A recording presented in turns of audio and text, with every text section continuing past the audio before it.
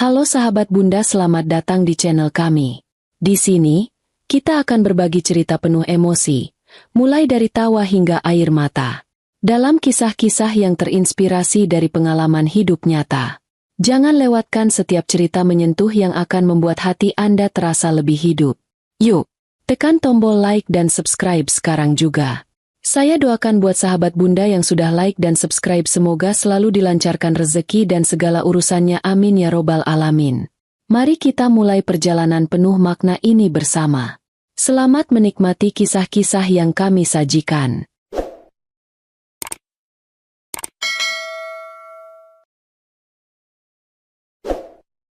Dering-nyaring dari ponsel mengoyak keheningan sore itu, seolah alarm yang membunyikan akhir dari kedamaian semu. Sarah, dengan senyum yang dipaksakan, melirik nama di layar, suami tercinta. Ironi yang menyesakkan. Sudah berapa lama nama itu terasa seperti duri dalam hati. Beberapa bulan terakhir, Bara, suaminya, telah berubah. Jauh. Dingin. Sering terlambat pulang dengan alasan rapat atau pekerjaan mendadak. Namun, Sarah selalu memilih untuk percaya, untuk menepis setiap bisikan kecurigaan yang merayapi benaknya. Ia adalah wanita yang dibangun dari harapan, dari janji-janji pernikahan yang pernah diukir dengan tinta emas. Suara Bara, di seberang sana, terdengar riang, kontras dengan kegelapan yang perlahan menyelimuti hatinya. Sayang, malam ini ada makan malam keluarga besar di rumah Mama. Penting sekali. Aku akan bawa rekan kerja juga. Dia sangat membantu proyek besar kita. Kalimat terakhir itu diucapkan dengan nada yang terlalu antusias, terlalu berlebihan. Ada kegembiraan yang aneh dalam intonasinya, sesuatu yang tidak pernah ia dengar lagi saat Bara berbicara dengannya. Gelombang dingin merayapi punggung Sarah. Rekan kerja? Mengapa harus membawa rekan kerja ke acara makan malam keluarga inti, acara yang biasanya hanya dihadiri oleh kerabat terdekat, di mana kehangatan dan keintiman menjadi satu-satunya menu? Perasaan tak enak itu mencengkeram, bisikan-bisikan kecurigaan yang selama ini ia tepis, kini berteriak, berubah menjadi raungan di telinganya. Seharian itu, Sarah bergerak seperti robot. Tangannya memilih gaun terbaiknya, gaun biru safir yang Bara pernah puji membuatnya tampak seperti bidadari. Kau adalah bintangku, sayang. Biru ini membuatmu bersinar. Kata-kata itu, dulu adalah melodi terindah, kini hanya gema pilu dari masa lalu yang takkan kembali. Ironis, bukan? Malam ini, ia berdandan bukan untuk Bara, melainkan untuk menjaga martabatnya sendiri di depan keluarga. Setiap sentuhan kuas pada rias wajahnya terasa berat, seolah ia sedang mengoleskan topeng kebahagiaan palsu di atas luka yang menganga. Detak jantungnya berpacu, bukan karena semangat, melainkan karena kecemasan yang mendalam. Ia mencoba menenangkan diri, menarik napas dalam-dalam, meyakinkan bahwa mungkin ini hanya paranoia. Bara tidak akan senekat itu. Tidak, dia tidak akan menghancurkan segalanya di depan semua orang yang mereka cintai, di depan mata ibu mertuanya yang sensitif, di depan adik-adik ipar yang selalu mengaguminya sebagai kakak ipar teladan. Namun, semua keyakinan itu runtuh begitu saja. Ketika Sarah melangkah ke ruang makan yang dihiasi dengan lampu-lampu temaram dan aroma masakan Mama yang lezat, ia melihatnya. Bara tidak sendiri. Ia menggandeng seorang wanita muda dengan gaun merah menyala yang terlalu ketat, kainnya melilit tubuh dengan cara yang provokatif. Wanita itu, dengan rambut pirang yang tergerai dan senyum menantang di bibir yang dipoles merah menyala, memancarkan aura yang Sarah kenali betul, aura predator. Mata mereka bertemu. Sepasang mata tajam yang penuh kemenangan, berbinar-binar dengan kilatan licik, seolah berkata, "Aku sudah merebutnya darimu. Ini adalah wilayahku sekarang." Hati Sarah mencelos. Ini bukan sekadar rekan kerja. Ini adalah kenyataan terburuk yang ia bayangkan, kini terpampang nyata di depan mata seluruh keluarganya, di tengah tawa dan percakapan ringan yang mendadak mati.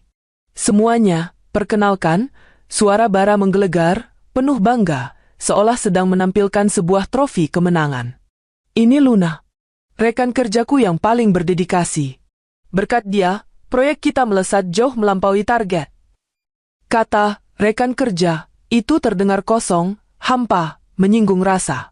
Ia diucapkan dengan penekanan berlebihan, seolah mencoba menutupi kebenaran yang telanjang. Sarah melihat raut wajah anggota keluarganya yang bingung, beberapa bahkan terkejut, ada yang langsung mengernyitkan dahi. Ada tatapan kasihan dari bibi-bibi yang mengenalnya sejak kecil, ada tatapan marah yang tersembunyi dari paman-paman yang menyayangi Sarah seperti anak sendiri.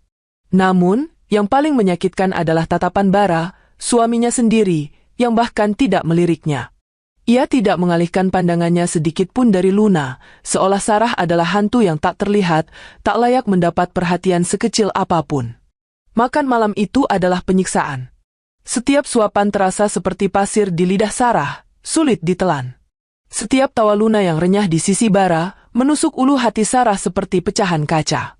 Suara mereka berdua bercengkrama, berbisik-bisik, saling menyuapi hidangan penutup dengan gerakan yang terlalu akrab, terlalu mesra, seolah Sarah dan seluruh anggota keluarga lainnya adalah penonton di sebuah drama pribadi mereka. Sarah merasa seperti boneka yang dipajang, menyaksikan kehancuran pernikahannya secara langsung. Bibi Lena, yang selalu menyayangi Sarah seperti anaknya sendiri, sesekali meliriknya dengan tatapan prihatin, tatapan yang mengandung 1000 kata maaf. Paman Doni, yang biasanya ceria dan suka melontarkan lelucon, hanya bisa terdiam dengan rahang mengeras, matanya sesekali melontarkan tatapan tajam ke arah Bara dan Luna, yang tak mereka sadari. Suasana menjadi dingin, kaku, dipenuhi ketegangan yang tak terlihat, namun terasa begitu pekat, mencekik setiap napas yang diambil Sarah. Puncaknya terjadi ketika Luna, dengan sengaja atau tidak, menjatuhkan garpu ke lantai, menimbulkan suara nyaring yang menarik perhatian. Bara dengan sigap mengambilkannya, membungkuk dengan perhatian penuh, senyumnya begitu manis, perhatiannya begitu tulus. "Hati-hati, sayang," bisik Bara, terlalu keras hingga terdengar oleh semua orang di meja. "Jangan sampai terluka."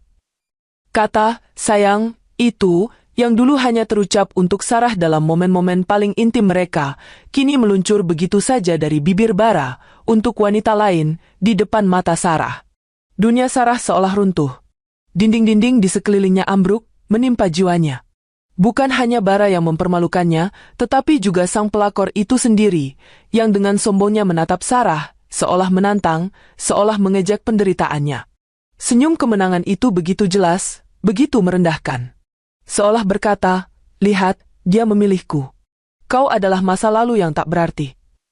Tawa renyah Bara dan Luna kembali terdengar, lebih keras, lebih merendahkan. Tawa itu menggema di telinga Sarah, memenuhi seluruh ruang di otaknya, menyakiti setiap sel dalam tubuhnya. Kepala Sarah berdenyut hebat, seolah akan pecah. Air mata yang selama ini ia tahan dengan segenap kekuatan, kini mendesak untuk keluar, terasa panas di pelupuk matanya.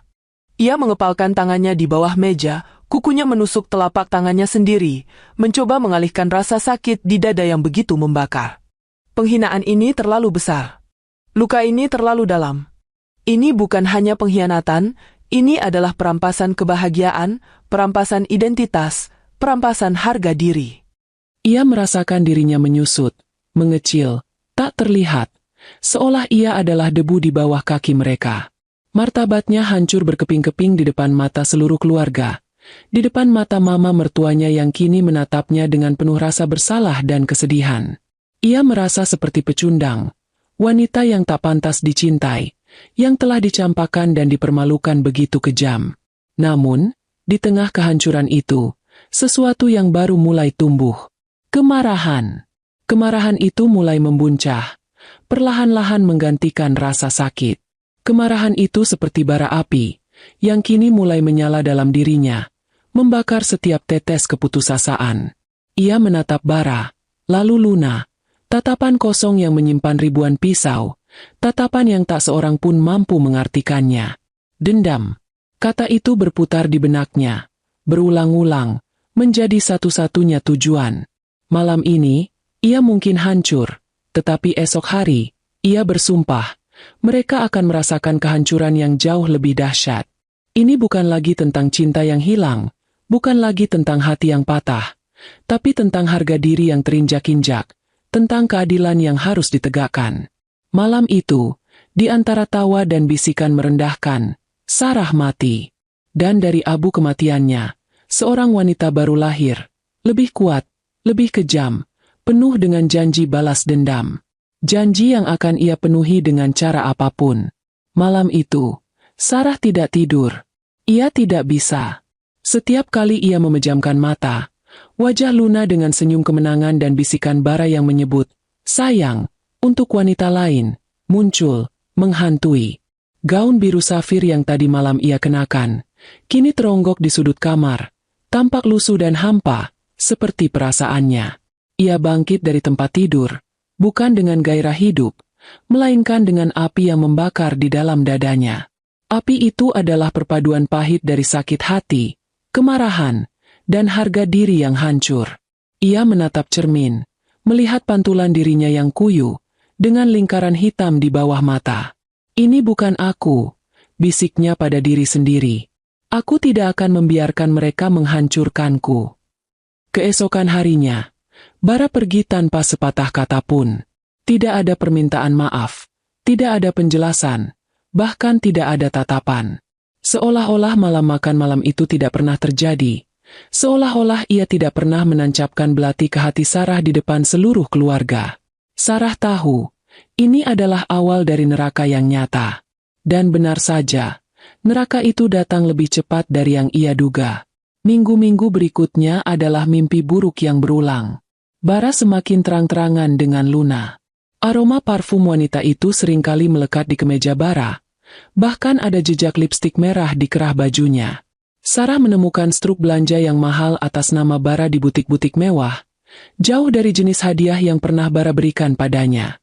Ada kalanya, Sarah akan terbangun di tengah malam, mendengar bisikan Bara di telepon, suara tawa Luna yang genit, dan kalimat-kalimat manis yang dulu Bara ucapkan untuknya. Itu adalah penyiksaan batin yang paling kejam. Sarah merasa seperti sedang terjebak dalam sangkar, menyaksikan hidupnya direbut, inci demi inci, tanpa bisa berbuat apa-apa. Puncaknya, Bara bahkan sering membawa Luna ke rumah mereka. Rumah yang dulunya adalah kuil cinta mereka. Dia butuh tempat untuk menyelesaikan pekerjaan lembur. Dalih Bara, tanpa sedikit pun rasa malu. Luna akan duduk di sofa ruang tamu, menyeringai dengan tatapan meremehkan setiap kali Sarah lewat. Kadang, Luna sengaja meninggalkan barang-barang pribadinya di sana, jepit rambut, syal, bahkan kadang sehelai pakaian dalam seolah menandai wilayah, memperjelas siapa yang kini memegang kendali. Sarah mencoba menghadapinya, mencoba berbicara, mencoba menuntut penjelasan. "Bara, apa maksud semua ini?" tanyanya suatu sore. Suaranya bergetar menahan tangis. Bara hanya menatapnya dengan dingin, seolah ia adalah orang asing. "Aku sudah bilang, dia rekan kerjaku. Jangan berlebihan. Sarah, kau membuat suasana tidak nyaman." Kalimat-kalimat itu, dingin dan meremehkan, adalah cerminan betapa jauh Bara telah pergi. Tidak lama setelah itu, pukulan lain datang. Sarah bekerja sebagai desainer grafis di sebuah perusahaan startup yang cukup menjanjikan. Ia mencintai pekerjaannya, merasa itu adalah satu-satunya pelabuhan aman di tengah badai rumah tangganya. Suatu pagi, ia dipanggil ke kantor HRD. Dengan wajah pucat, manajernya menyampaikan berita buruk. "Maaf, Sarah, kami terpaksa melakukan restrukturisasi. Posisi Anda." Kalimat itu menggantung di udara, namun Sarah sudah tahu kelanjutannya. Dia dipecat, tanpa alasan yang jelas, tanpa peringatan. Hanya restrukturisasi. Sarah tahu ini lebih dari sekadar kebetulan. Bara memiliki koneksi yang luas di dunia bisnis. Apakah ini ulahnya? Apakah ia ingin Sarah sepenuhnya terpuruk? Tidak punya apa-apa lagi? Spekulasi itu terasa seperti pukulan di perut. Keuangannya mulai memburuk drastis. Dengan cicilan rumah yang masih berjalan, tagihan bulanan yang menumpuk, dan tanpa pemasukan, Sarah mulai merasakan tekanan yang mencekik. Ia mencoba mencari pekerjaan lain, mengirimkan CV kemana-mana, namun seolah ada tembok tak kasat mata yang menghalanginya. Setiap wawancara selalu berakhir dengan penolakan. Ia mulai panik. Rasa lapar yang tidak biasa mulai menghantui di malam hari. Ia terpaksa menjual beberapa perhiasan peninggalan ibunya, benda-benda yang seharusnya memiliki nilai sentimental, hanya untuk menyambung hidup. Setiap kali cincin atau kalung itu berpindah tangan, hatinya terasa terkoyak. Pernah suatu malam, ia tidak sengaja mendengar Bara berbicara dengan Luna di ruang tamu. Gampang sekali menyingkirkannya. Sekarang dia tidak punya pekerjaan, tidak punya apa-apa. Akan lebih mudah bagiku untuk bebas. Suara tawa Luna mengikuti, dingin dan tanpa ampun. Kata-kata itu menancap di benak Sarah, lebih dalam dari luka manapun. Ternyata, Bara memang merencanakan semua ini. Ia tidak hanya mengkhianati, tetapi juga menghancurkan hidup Sarah secara sistematis. Kebencian mengalir deras dalam darah Sarah, bercampur dengan air mata yang tak henti-hentinya menetes. Ia merasa terjebak dalam lingkaran keputusasaan yang tiada akhir. Ia menghabiskan hari-harinya di rumah, yang terasa seperti penjara. Melihat Bara dan Luna hidup bebas, bahkan terkadang mendengar suara mereka tertawa riang dari kamar tidur mereka sendiri, adalah siksaan terberat. Ia merasa terasing, terbuang, diasingkan dari hidupnya sendiri. Keputusasaan hampir menelannya. Ada saat-saat ia hanya ingin menyerah, bersembunyi di bawah selimut dan tidak pernah keluar. Namun, setiap kali Bara dan Luna melintas di depannya dengan tatapan remeh, setiap kali ia mendengar bisikan sinis mereka, api dendam itu kembali menyala. Bara, di sisi lain, tampak semakin bahagia, semakin melayang di atas awan. Ia sering pulang larut malam, kadang tidak pulang sama sekali, tanpa perlu menjelaskan apapun. Hubungannya dengan Luna semakin mesra. Terlalu mesra untuk sebuah hubungan, rekan kerja. Sarah melihat foto-foto mereka berdua di media sosial, diunggah oleh teman-teman Bara. Mereka berpose di restoran mewah, di kapal pesiar, di tempat-tempat yang dulu Sarah impikan untuk dikunjungi bersama Bara. Senyum Bara begitu lebar, begitu tulus. Senyum yang sudah lama tidak Sarah lihat untuk dirinya sendiri. Itu adalah pemandangan yang menyakitkan, namun sekaligus menjadi bahan bakar bagi api dendam yang membara di dada Sarah. Ia sadar bahwa rasa sakit ini, keputusasaan ini, harus diubah menjadi kekuatan. Dendamnya bukan lagi sekadar emosi sesaat, melainkan sebuah misi, sebuah tekad baja. Hari-hari berlalu dalam kabut keputusasaan, namun Bara dan Luna semakin tenggelam dalam euforia kebahagiaan mereka. Suatu sore, ketika Sarah sedang mencoba menjual barang-barang lamanya di pasar loak, ia tak sengaja bertemu dengan Anya, teman kuliahnya dulu. Anya adalah sosok yang selalu memancarkan energi positif, dengan senyum ramah dan mata yang selalu berbinar optimis. Mereka sudah lama tidak bertemu, kesibukan masing-masing telah merenggangkan ikatan persahabatan mereka. "Sarah? Ya ampun, itu kamu?" seru Anya, dengan suara yang dipenuhi kebahagiaan. Sarah, yang sedang menunduk mengatur tumpukan buku bekas, mengangkat kepalanya dan membalas senyum Anya dengan senyum tipis yang dipaksakan. Matanya, yang biasanya memancarkan keceriaan, kini terlihat lelah dan kosong. Anya, dengan kepekaan naluriahnya, langsung menyadari ada sesuatu yang tidak beres. Ia melihat raut wajah Sarah yang pucat, tatapan mata yang menyiratkan beban berat. Mereka duduk di sebuah warung kopi sederhana di pinggir jalan, jauh dari keramaian pasar. Sarah, yang biasanya tertutup tentang masalah pribadinya, entah mengapa merasa ada dorongan kuat untuk menceritakan segalanya pada Anya.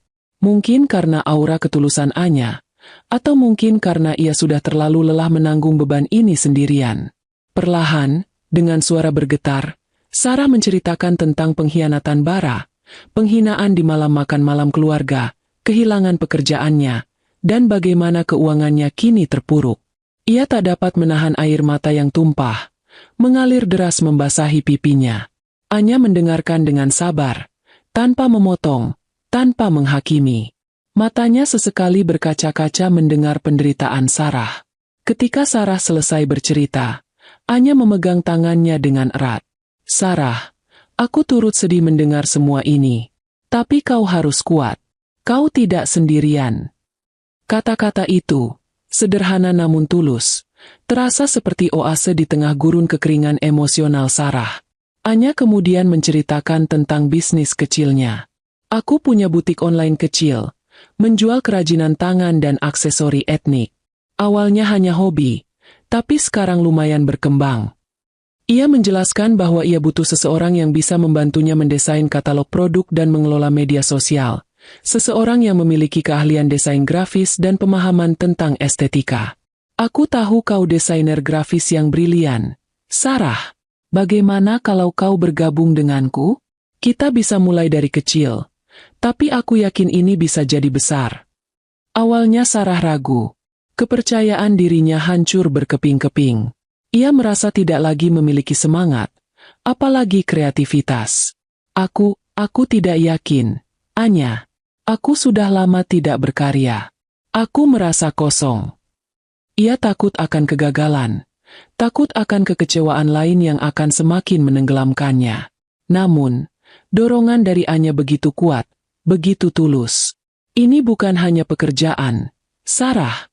Ini kesempatanmu untuk bangkit, untuk menunjukkan pada mereka siapa dirimu sebenarnya. Ini adalah terapi. Kau butuh sesuatu untuk fokus, untuk menyalurkan energi yang sekarang terbuang sia-sia untuk kesedihan. Kata-kata Anya tentang menunjukkan pada mereka siapa dirimu sebenarnya, seolah menyulut kembali api dendam yang sempat meredup. Bisikan-bisikan keputusasaan yang menggodanya untuk menyerah, kini teredam oleh tekad yang membara. Ini bukan hanya tentang bertahan hidup, tetapi tentang balas dendam. Balas dendam yang paling manis adalah kesuksesan. Sarah menerima tawaran Anya. Ia mulai bekerja dari rumah, di salah satu sudut kamarnya yang sempit. Awalnya sulit. Setiap coretan desain terasa hambar. Setiap ide terasa tumpul. Ia seringkali merasa putus asa, ingin menyerah. Namun, setiap kali Bara pulang dengan Luna, setiap kali ia mendengar tawa riang mereka, setiap kali ia melihat betapa bahagianya mereka di atas penderitaannya, api dendam itu kembali berkobar. Aku tidak akan membiarkan mereka menang, bisiknya pada diri sendiri, berulang-ulang, seperti mantra. Ia mulai bekerja keras siang dan malam, tanpa kenal lelah. Mata Anya yang berbinar penuh semangat saat melihat desainnya, pujian tulusnya, dan keyakinannya pada kemampuan Sarah, menjadi energi pendorong. Sarah mempelajari tren pasar, menganalisis strategi pemasaran online, dan mengasah kembali kemampuan desainnya. Ia tidak hanya membuat katalog, tetapi juga mengembangkan konsep visual yang unik, menciptakan branding yang kuat untuk butik Anya. Dengan mata yang lebih tajam, ia melihat potensi yang tersembunyi di setiap detail. Anya dan Sarah bekerja sama dengan sangat baik. Anya mengelola sisi produksi dan logistik, sementara Sarah menangani pemasaran dan desain. Mereka saling melengkapi. Bisnis mereka, Nusantara Kreasi, mulai menunjukkan tanda-tanda kemajuan. Jumlah pengikut di media sosial bertambah pesat. Pesanan mulai berdatangan dari berbagai kota, bahkan ada beberapa pesanan dari luar negeri. Setiap notifikasi pesanan baru adalah semacam kemenangan kecil, bukti bahwa ia masih mampu, bahwa ia masih punya nilai. Setiap lembur di malam hari, setiap secangkir kopi pahit untuk menjaga matanya tetap terbuka, setiap keringat yang menetes, adalah investasi untuk masa depan. Investasi untuk balas dendam yang akan datang. Sarah menyimpan setiap rupiah yang ia hasilkan, menabungnya dengan cermat. Ia mulai merancang strategi untuk keluar dari kesulitan finansial, bukan hanya untuk dirinya sendiri, tetapi untuk memenuhi sumpah yang ia buat di malam terburuk itu. Ia tahu, jalan masih panjang, tetapi ia tidak akan menyerah. Ia sudah kehilangan segalanya. Ia tidak punya apa-apa lagi untuk ditakutkan. Yang ia miliki kini hanyalah tekad baja dan api dendam yang membakar, membimbingnya menuju tujuan. Di tengah kesibukan itu, ia sesekali mendengar kabar tentang Bara dan Luna dari teman-teman yang masih bersimpati padanya. Mereka tampak semakin kaya, semakin mapan, hidup dalam kemewahan yang mencolok. Senyum sinis seringkali tersungging di bibir Sarah ketika mendengar kabar itu. Nikmati saja dulu, pikirnya, karena sebentar lagi, semua itu akan direbut dari kalian. Ia memantau kehidupan mereka dari jauh, mengumpulkan informasi, seperti seorang jenderal yang sedang merencanakan strategi perang. Ia tidak akan gegabah. Ia akan menunggu waktu yang tepat. Saat pukulan balas dendamnya akan terasa paling menyakitkan. 1 tahun, 12 bulan penuh keringat, air mata, dan tekad baja telah berlalu sejak Sarah memulai perjalanannya bersama Anya. Studio kecil mereka, yang awalnya hanya sudut sempit di kamar Sarah, kini telah menjelma menjadi kantor yang lebih layak, lengkap dengan beberapa karyawan paruh waktu. Nusantara Kreasi, bukan lagi sekadar butik online kecil. Ia telah menjadi nama yang dikenal di kalangan pecinta kerajinan tangan etnik dan aksesori unik, tidak hanya di Indonesia, tetapi juga menarik perhatian dari pembeli di luar negeri. Sarah, dengan sentuhan desainnya yang khas dan strategi pemasaran digital yang inovatif, berhasil mengangkat merek ini ke level yang tak pernah ia bayangkan. Setiap hari adalah perjuangan, namun setiap perjuangan membawa hasil. Saldo rekening Sarah, yang dulu nyaris nol, kini membengkak dengan angka-angka yang memukau. Ia berhasil melunasi semua utangnya, mulai dari cicilan rumah yang tertunggak hingga kartu kredit yang sempat membengkak. Beban finansial yang dulu menghimpitnya kini terangkat, digantikan oleh rasa lega yang luar biasa, bercampur dengan kebanggaan yang mendalam. Ia bukan lagi wanita yang terpuruk, yang bergantung pada belas kasihan. Ia adalah Sarah, wanita mandiri yang membangun kembali hidupnya dari nol, dengan tangannya sendiri. Di tengah kesibukan mengelola bisnis, Sarah tidak pernah berhenti memantau kehidupan mantan suaminya, Bara, dan Luna. Melalui media sosial, dari obrolan dengan teman-teman lama, dan bahkan dari artikel-artikel bisnis yang tak sengaja ia temukan, ia melihat betapa makmurnya hidup mereka. Foto-foto Bara dan Luna memamerkan liburan mewah ke destinasi-destinasi eksotis, jam tangan mahal melingkar di pergelangan tangan mereka, dan pesta-pesta glamor yang mereka adakan di klub malam kelas atas. Mereka membeli mobil-mobil sport terbaru, dan seringkali muncul di majalah gaya hidup dengan senyum lebar, seolah hidup mereka adalah dongeng yang sempurna. Setiap kali melihat kemewahan itu, senyum sinis tersungging di bibir Sarah. "Nikmati saja dulu," bisiknya pada bayangan mereka. "Karena sebentar lagi, semua itu akan direbut dari kalian." Api dendam yang selama ini membara di dadanya, kini semakin panas, semakin membara, namun ia menyimpannya rapat-rapat, membiarkannya menjadi rahasia kekuatannya. Pada suatu siang, ketika Sarah sedang meninjau laporan keuangan bulanan yang menunjukkan keuntungan fantastis, ia merasakan gelombang emosi yang kuat. Bukan hanya kebahagiaan atau kebanggaan, tetapi juga kemarahan yang selama ini tertahan. Kemarahan yang memuncak, yang tidak bisa lagi ia kendalikan. Ia melihat angka-angka di laporan itu, membandingkannya dengan betapa ia dulu diperlakukan seperti pengemis, diusir dari pekerjaannya sendiri.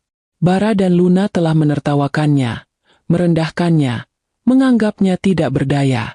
Mereka pikir ia akan hancur dan menyerah. Tapi lihat sekarang, ia telah bangkit, jauh lebih tinggi dari yang pernah mereka bayangkan. "Cukup," bisik Sarah. Suaranya bergetar namun penuh tekad. Ia merasa muak. Muak dengan setiap pengkhianatan, setiap penghinaan, setiap tawa merendahkan yang ia terima. Uang yang kini ia miliki memberinya kekuatan, bukan hanya untuk bertahan, tetapi untuk melawan. Ini adalah titik di mana ia harus membersihkan dirinya dari racun masa lalu sepenuhnya. Ia tidak ingin lagi berbagi nama dengan Bara, apalagi mengenangnya sebagai suaminya. Tanpa ragu, Sarah memanggil pengacaranya. Ia tidak mau menunda lagi. "Saya ingin mengajukan gugatan cerai," ucapnya, suaranya mantap, penuh keyakinan. Pengacara itu, yang terkejut melihat transformasi Sarah yang begitu drastis dari wanita yang dulu terpuruk, hanya bisa mengangguk. Sarah menjelaskan dengan tegas bahwa ia tidak menginginkan sepeser pun harta gonogini dari Bara. Ia tidak membutuhkan uangnya. Ia hanya ingin kebebasan. Ia ingin mengakhiri ikatan ini secara resmi, mengukir batas yang jelas antara hidupnya dan kehidupan mereka. Bara, ketika menerima surat gugatan cerai, tampaknya terkejut. Ia mencoba menghubungi Sarah berkali-kali, namun Sarah menolak untuk mengangkat teleponnya. Ia bahkan datang ke kantor baru, Nusantara Kreasi, mencoba berbicara, mungkin dengan dalih menyesal atau sekadar ingin tahu. Tapi Sarah tak gentar. Ia menghadapinya dengan tatapan dingin, tanpa emosi. "Apa maumu, Bara?" tanyanya, suaranya datar. Bara mencoba merayu. "Sarah, ayolah. Kita bisa bicarakan ini baik-baik. Aku tahu aku salah, tapi kita bisa memperbaikinya. Sarah hanya tersenyum tipis, senyum yang sama sekali tidak mencapai matanya. Sudah terlambat. Bara, hubungan kita sudah hancur. Kau yang menghancurkannya. Sekarang, aku hanya ingin bebas. Bara mencoba lagi. Tapi aku tidak punya apa-apa kalau kau menceraikanku. Aku akan kehilangan semuanya. Sarah tertawa sinis.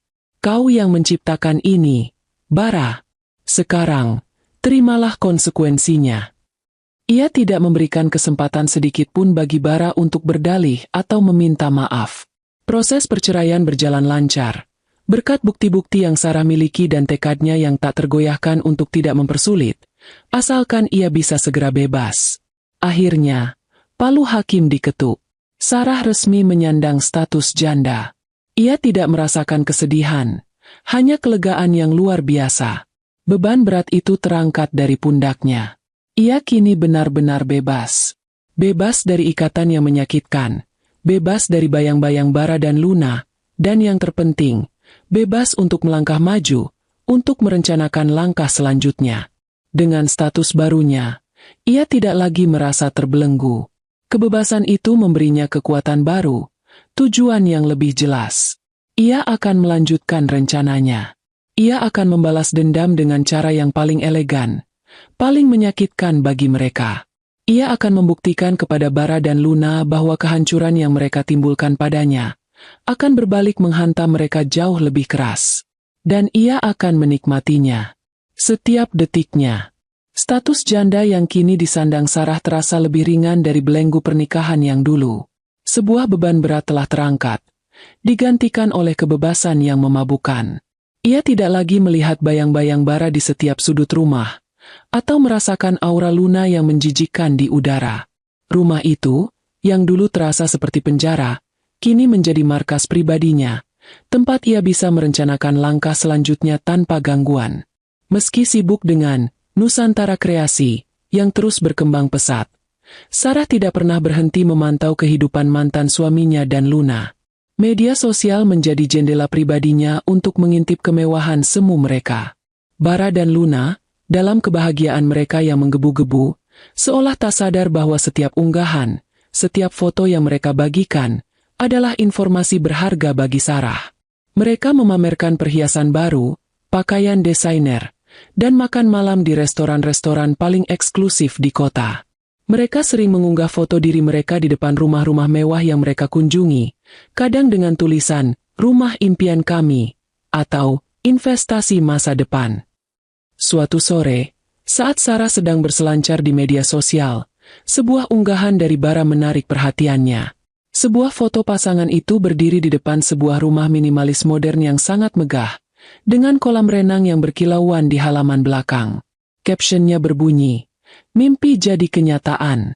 Rumah baru kami di perumahan elit Puri Indah. Akhirnya punya tempat sendiri yang nyaman untuk masa depan kita. Sayangku Luna_official."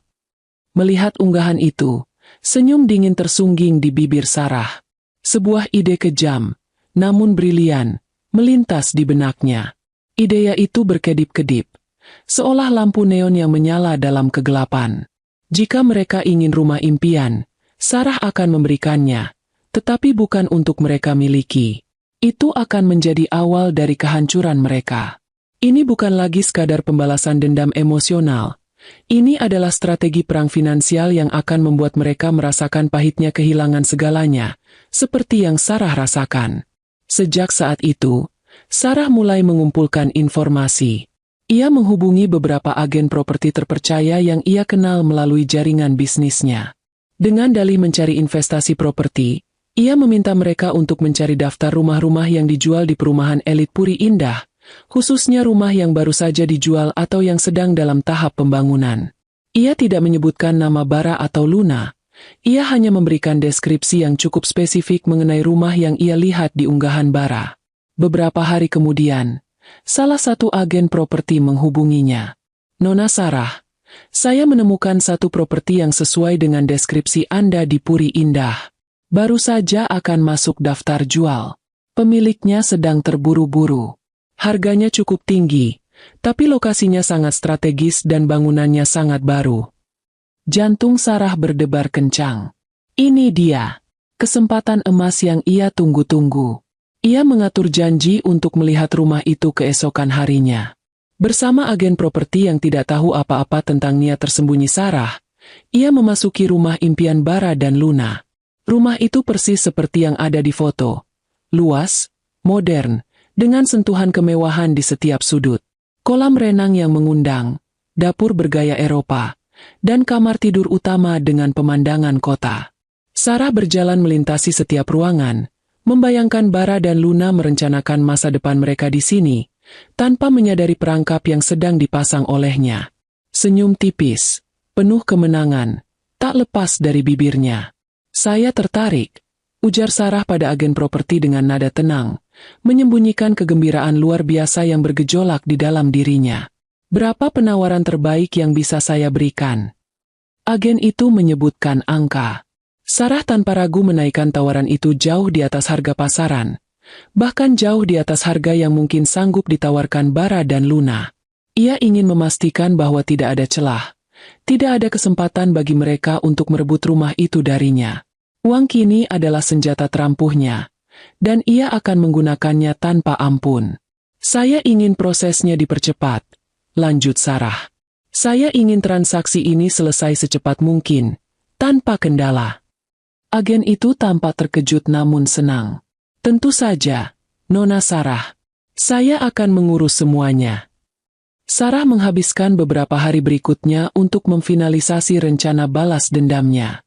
Ia tidak hanya akan membeli rumah itu, tetapi juga akan memastikan Bara dan Luna tahu siapa yang membelinya, dan siapa yang kini memiliki kekuasaan. Ia akan menggunakan ini sebagai panggung untuk menunjukkan kepada mereka, dan kepada seluruh dunia, bahwa wanita yang dulu mereka rendahkan kini berdiri lebih tinggi, lebih kuat, dan lebih berbahaya dari yang pernah mereka bayangkan. Setiap detail, mulai dari bagaimana mereka akan menerima kabar ini, hingga reaksi mereka nanti, telah ia bayangkan dalam benaknya. Ini bukan hanya tentang memiliki properti, ini tentang membalikan keadaan, tentang menghancurkan ego mereka. Dengan semua rencana yang sudah matang dan modal yang berlimpah, Sarah merasa lebih hidup dari sebelumnya. Setiap langkah yang ia ambil terasa penuh tujuan. Ia sudah tidak lagi diliputi kesedihan atau kemarahan yang membabi buta. Emosi itu kini telah berubah menjadi kekuatan, menjadi strategi. Ia adalah arsitek kehancuran mereka, dan ia akan menikmati setiap tahap pembangunan, neraka, yang akan ia ciptakan untuk Bara dan Luna.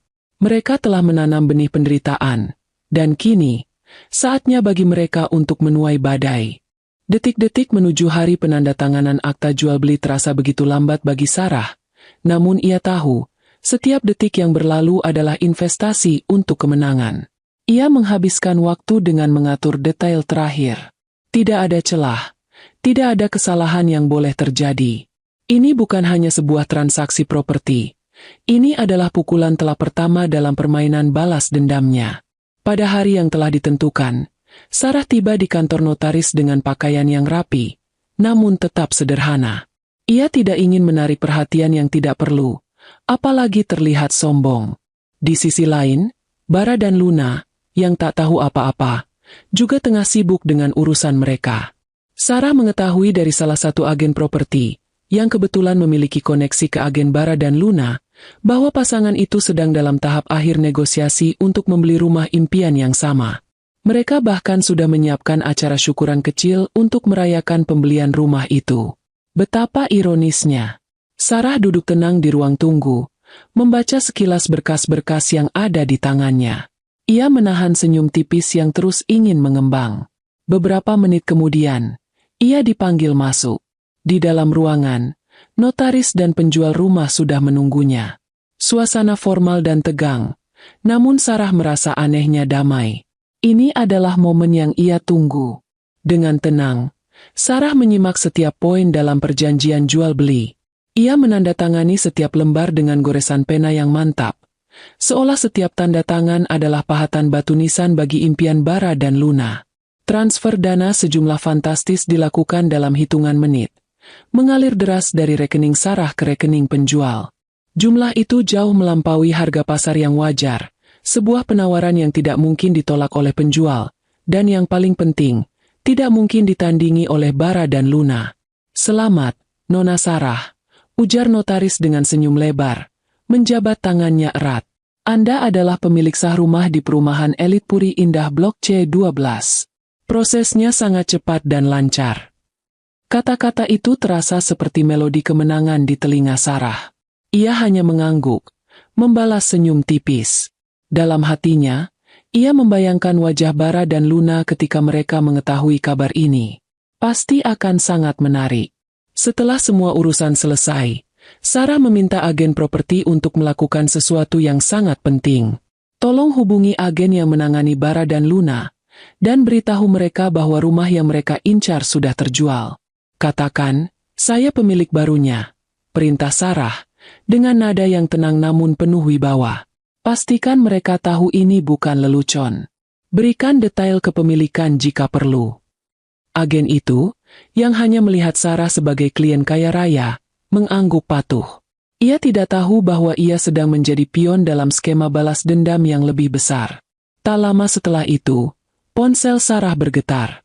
Sebuah pesan masuk dari grup chat yang ia bisukan, yang berisi beberapa teman lama yang masih bersimpati padanya.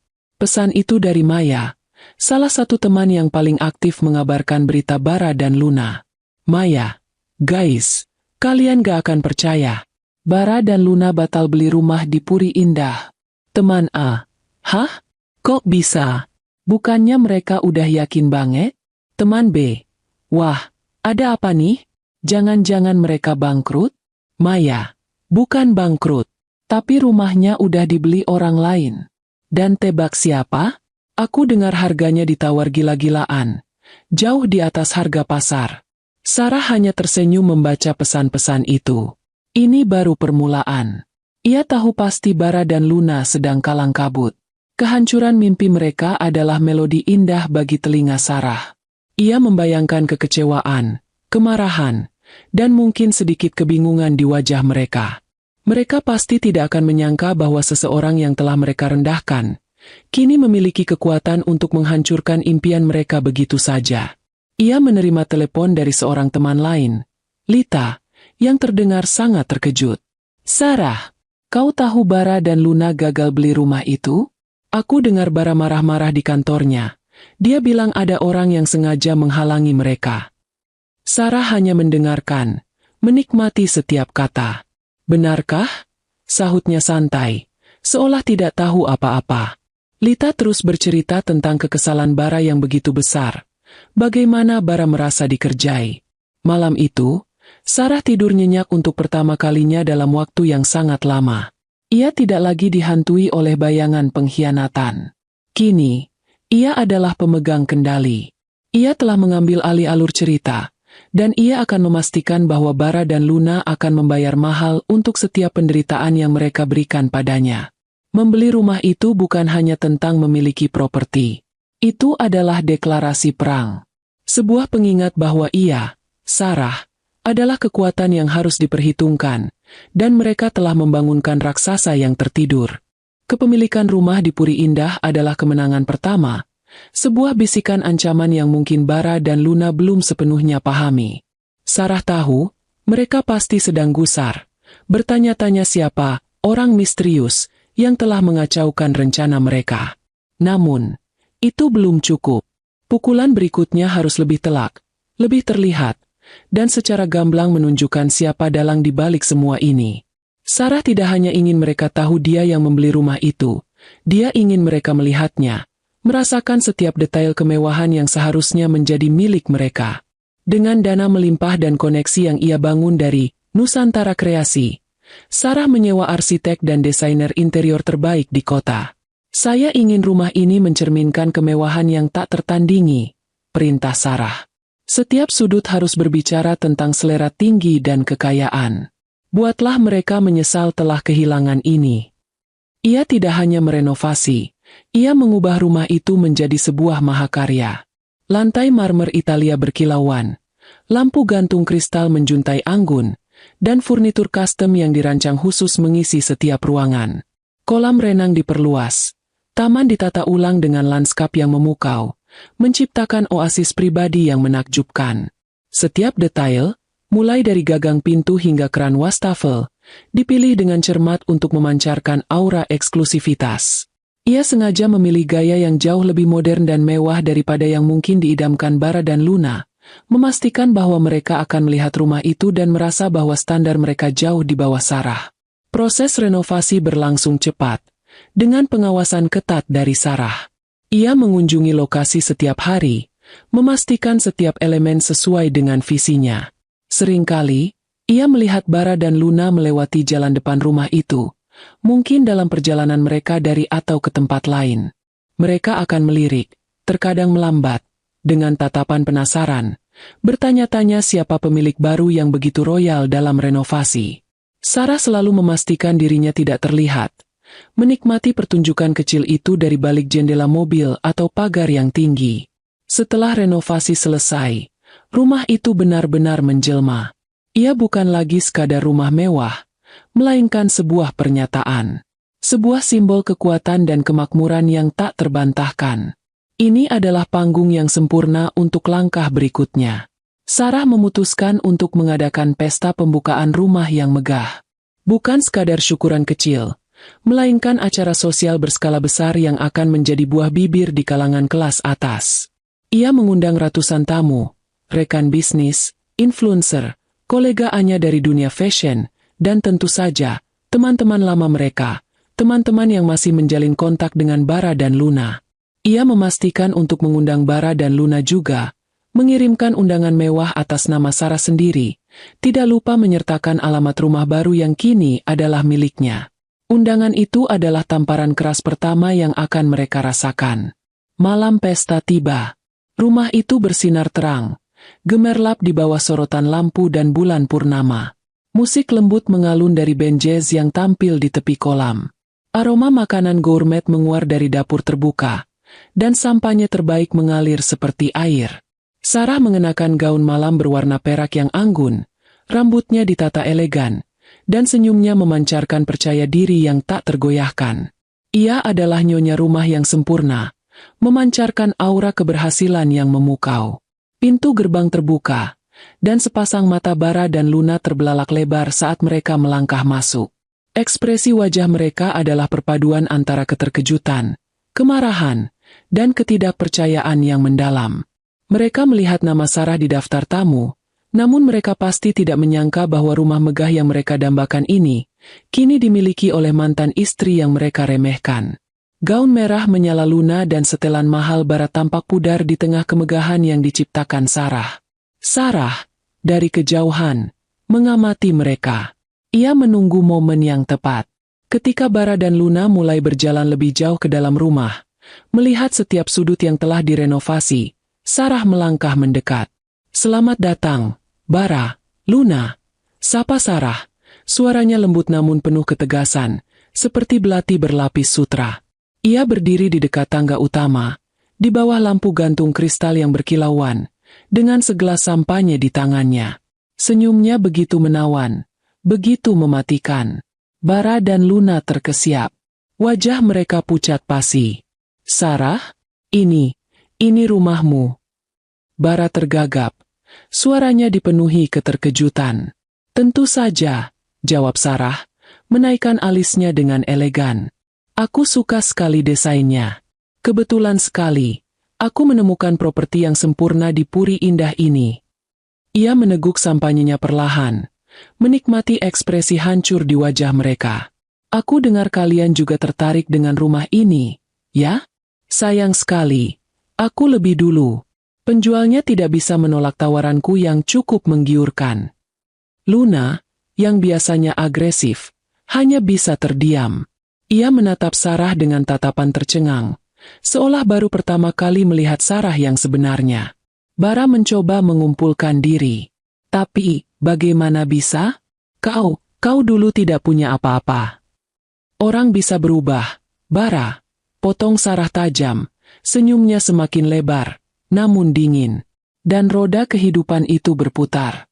Dulu kau merendahkanku, menertawakanku, menganggapku tidak berdaya. Sekarang, lihatlah."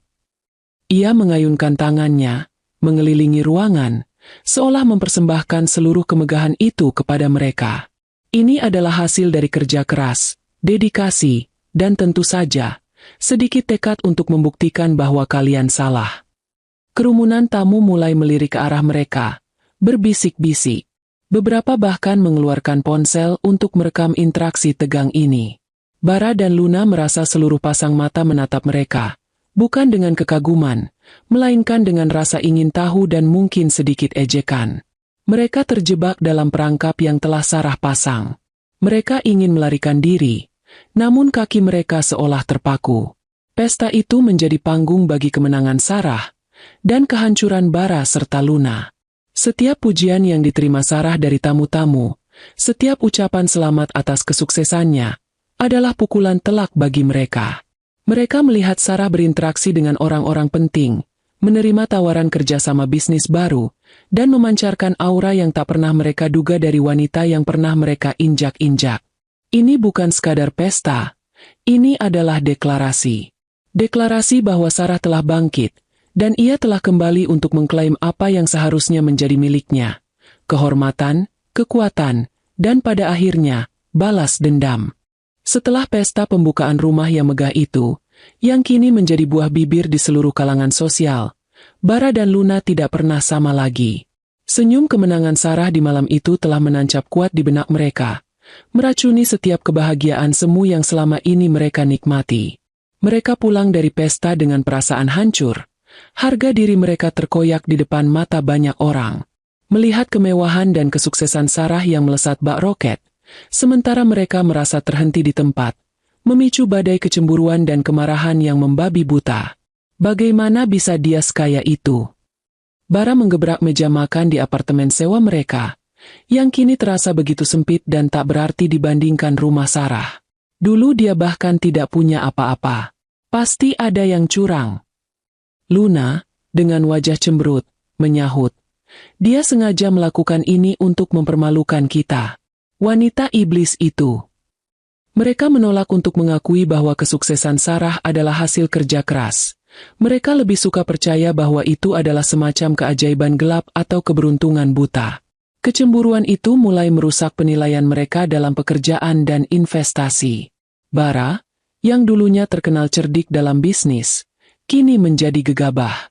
Ia terobsesi untuk melampaui Sarah, untuk membuktikan bahwa ia masih lebih baik. Ia mulai mengambil risiko besar, investasi yang tidak dipikirkan matang-matang, dengan harapan bisa mendapatkan keuntungan instan yang fantastis. Kita harus bisa lebih kaya dari Sarah, lebih cepat dari dia, ujarnya kepada Luna, yang mengamini setiap perkataannya. Mereka menghabiskan uang secara boros, membeli barang-barang mahal yang sebenarnya tidak perlu, hanya untuk menutupi rasa rendah diri dan kekalahan yang mereka rasakan. Jet pribadi, perhiasan berlian baru, liburan mahal ke tempat yang lebih eksotis dari yang pernah Sarah kunjungi, semua itu dibeli dengan nafsu yang tak terkendali, bukan dengan akal sehat. Namun, keberuntungan tidak berpihak pada keserakahan yang membuta. Investasi besar pertama Bara adalah pada sebuah startup teknologi yang menjanjikan pengembalian modal yang sangat tinggi dalam waktu singkat. Ia menginvestasikan sebagian besar asetnya, bahkan meminjam sejumlah besar uang dari bank dengan jaminan aset perusahaan. Luna, yang tergiur dengan janji kemewahan yang lebih besar, juga ikut menanamkan sebagian besar tabungannya. Mereka berdua begitu yakin akan cepat kaya raya, membuktikan kepada Sarah bahwa mereka memang lebih superior. Beberapa bulan kemudian, gelembung itu pecah. Startup tersebut ternyata adalah skema penipuan, proyek fiktif, janji palsu, dan keuntungan yang tidak pernah ada. Pasar saham anjlok, dan investasi mereka lenyap begitu saja, seperti pasir yang lepas dari genggaman. Bara dan Luna kehilangan segalanya. Lebih parah lagi, karena Bara menggunakan aset perusahaan sebagai jaminan pinjaman, perusahaannya terpaksa bangkrut. Bank mulai menyita aset-asetnya, satu persatu. Mobil mewah mereka, perhiasan mahal, bahkan apartemen sewa yang mereka tinggali, kini tidak bisa lagi mereka pertahankan. Tidak mungkin. Ini tidak mungkin terjadi. Bara berteriak histeris di telepon, berbicara dengan manajer bank yang hanya bisa menyampaikan kabar buruk. Luna terduduk di sofa, wajahnya pucat pasi, air mata mengalir membasahi pipinya. Mereka tidak pernah membayangkan akan jatuh sejauh ini. Mereka terbiasa hidup dalam kemewahan, dan kini semua itu direnggut dalam sekejap. Berita kebangkrutan Bara dan kerugian besar Luna menyebar cepat di kalangan bisnis dan sosial. Orang-orang yang dulu memuji dan mengagumi mereka, kini berbalik. Telepon mereka tidak berdering lagi. Undangan pesta berhenti berdatangan. Teman-teman yang dulu dekat, kini menjauh, tidak ingin terjerat dalam masalah finansial mereka. Reputasi mereka hancur lebur. Bara menjadi sasaran ejekan dan cemoohan. Dianggap sebagai pebisnis yang ceroboh dan serakah. Luna, yang dulu dipandang sebagai wanita glamor, kini dicap sebagai gold digger yang gagal. Mereka diusir dari apartemen sewa karena tidak mampu membayar sewa. Dengan sisa uang yang sangat sedikit, mereka terpaksa pindah ke sebuah kontrakan kecil di pinggiran kota, di sebuah lingkungan yang jauh dari kemewahan yang dulu mereka kenal. Mereka menjual barang-barang yang tersisa, namun nilainya tidak seberapa. Bara mencoba mencari pekerjaan, namun tidak ada perusahaan yang mau menerima mantan CEO yang bangkrut dan punya reputasi buruk. Luna juga kesulitan mencari pekerjaan, apalagi dengan gaya hidup mewahnya yang dulu terekspos luas di media sosial. Sarah, dari jauh, mendengar semua kabar itu. Setiap kabar kehancuran mereka adalah musik yang paling indah baginya. Ia tidak perlu melakukan apa-apa lagi. Mereka telah menghancurkan diri mereka sendiri, terdorong oleh keserakahan dan kecemburuan yang ia picu. Ia melihat Bara dan Luna semakin kurus, wajah mereka menua, pancaran kebahagiaan yang dulu mereka miliki kini lenyap digantikan oleh keputusasaan yang nyata. Ini adalah kehancuran yang total. Tidak hanya finansial, tetapi juga sosial dan mental. Dan semua ini adalah hasil dari benih yang mereka tanam sendiri. Berbulan-bulan setelah kebangkrutan yang menghantam mereka, Bara dan Luna merosot ke dalam jurang kemiskinan yang tak terbayangkan. Kontrakan kecil mereka di pinggir kota tidak mampu lagi mereka pertahankan. Uang sewa menunggak, dan pemilik kontrakan, yang sudah kehilangan kesabaran, akhirnya mengusir mereka. Tidak ada lagi tempat bernaung. Tidak ada lagi barang berharga yang bisa dijual. Dunia yang dulu mereka kenal, yang dipenuhi kemewahan dan kesenangan, kini telah lenyap, digantikan oleh realitas yang kejam dan pahit. Mereka terpaksa tidur di jalanan. Trotoar yang dingin menjadi ranjang mereka, dan langit-langit gedung-gedung tinggi yang dulu mereka kagumi kini menjadi satu-satunya atap. Pakaian mereka lusuh, rambut mereka kotor dan acak-acakan. Wajah Bara, yang dulunya tampan dan sombong, kini dipenuhi janggut tak terurus dan lingkaran hitam di bawah mata. Luna, yang dulu selalu tampil glamor dengan riasan sempurna, kini terlihat pucat, kurus, dan jauh lebih tua dari usianya. Kecantikan yang dulu ia banggakan telah memudar, digantikan oleh keputusasaan dan keputusasaan yang nyata. Setiap hari adalah perjuangan untuk bertahan hidup. Mereka mengemis makanan di sekitar pasar, memungut sisa-sisa makanan dari tong sampah, dan berebut tempat berlindung dari terik matahari atau hujan deras. Mereka merasakan lapar yang menusuk, dinginnya malam yang menyengat, dan tatapan jijik dari orang-orang yang melintas. Martabat mereka, yang dulu sangat mereka junjung tinggi, kini telah lenyap tanpa bekas. Mereka menjadi gelandangan, hidup dalam bayang-bayang kota yang dulu mereka kuasai. Suatu sore, Sarah sedang dalam perjalanan pulang dari kantor barunya yang megah. Ia duduk di kursi belakang mobil mewahnya, melihat pemandangan kota yang ramai dari jendela. Tiba-tiba, di perempatan jalan yang padat, matanya menangkap siluet dua orang yang duduk meringkuk di trotoar, di bawah jembatan layang.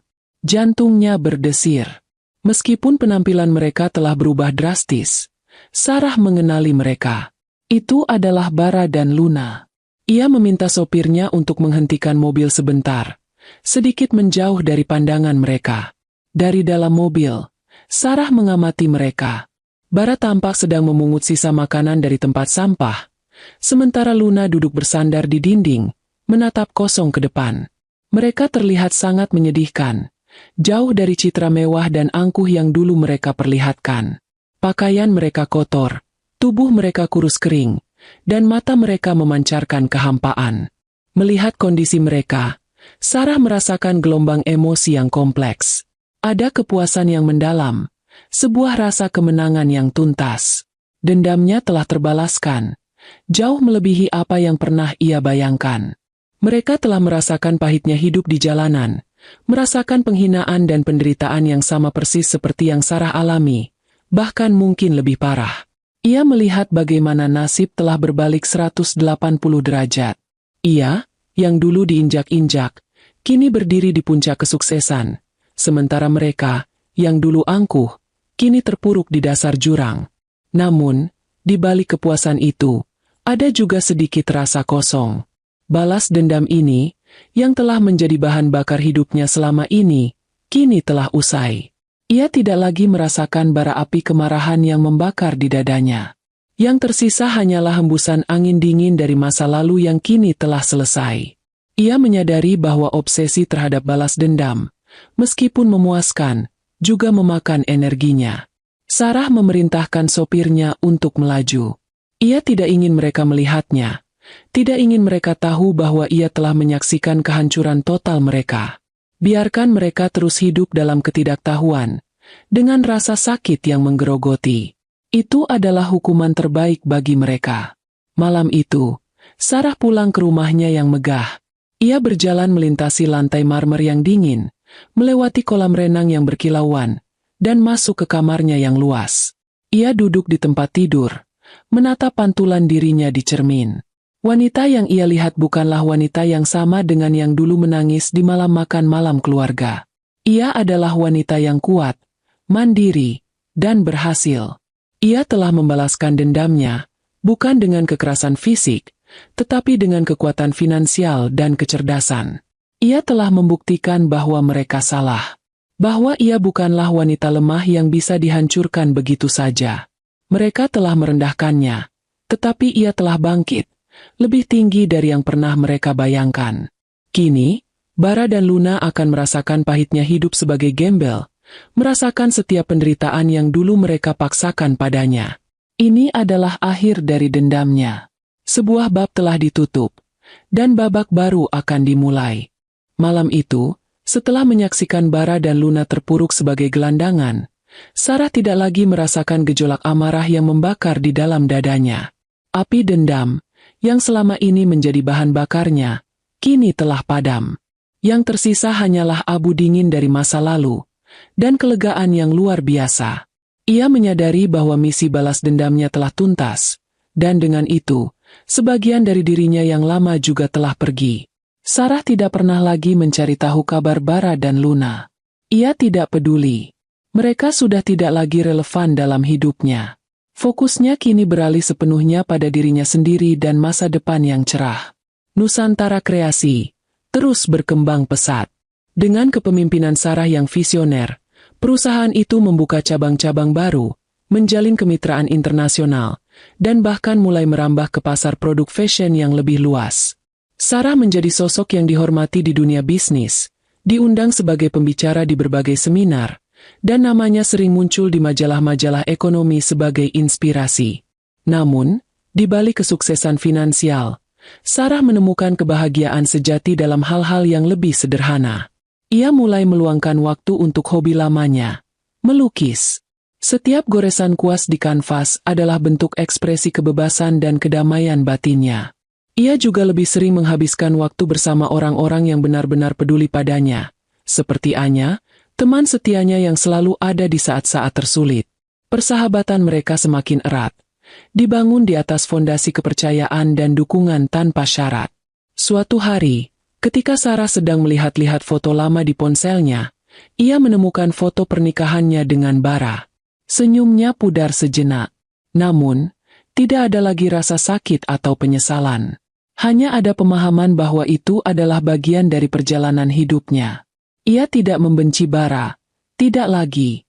Ia hanya melihatnya sebagai sebuah pelajaran, sebuah batu loncatan yang membawanya menuju kekuatan